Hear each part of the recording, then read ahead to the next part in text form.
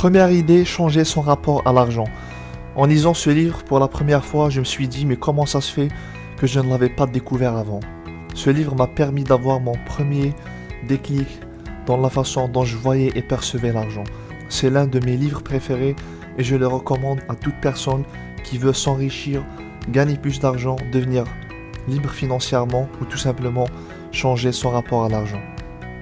Dans cette première idée, une idée basique et fondamentale, le but c'est de débloquer nos pensées limitantes.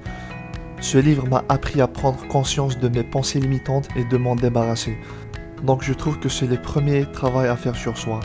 Si vous pensez que l'argent c'est mal, l'argent c'est pas fait pour moi, l'argent rend les gens malheureux et malhonnêtes, je ne mérite pas de gagner de l'argent, les riches sont des salauds, vous voyez toutes les croyances populaires qu'on se raconte, tout le conditionnement de la société.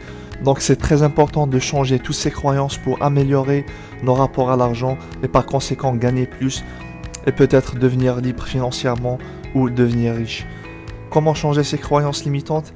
C'est en lisant des livres sur l'intelligence financière, d'assister à des séminaires, suivre des formations sur ces sujets, s'entourer des gens riches, des entrepreneurs, avoir des mentors. Donc cela permet de comprendre comment utiliser au mieux son esprit et son temps pour atteindre le bien-être financier.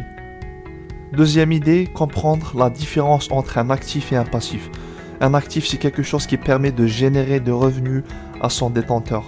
Un passif, au contraire, c'est quelque chose qui génère des dépenses et sort de l'argent de votre poche. Prenons quelques exemples. Vous avez un bien immobilier qui vous rapporte de l'argent chaque mois, c'est un actif. Des actions en bourse, c'est des actifs. Une propriété intellectuelle comme un livre par exemple, c'est un actif. Un business en ligne qui rapporte, c'est un actif. Maintenant, si vous avez un emprunt, un prêt à la consommation, carte de crédit, toutes les dépenses inutiles qui sortent l'argent de votre poche, ce sont des passifs. Donc la raison pour laquelle les riches s'enrichissent et que les pauvres s'appauvrissent est la suivante. Les riches concentrent leurs efforts sur l'achat d'actifs générant des revenus réguliers. Les pauvres gèrent leur argent au jour le jour et les personnes de la classe moyenne achètent des passifs alors qu'ils pensent acquérir des actifs.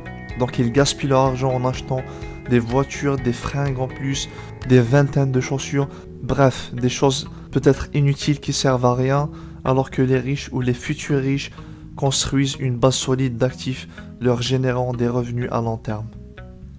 Troisième idée, les riches ne travaillent pas pour l'argent.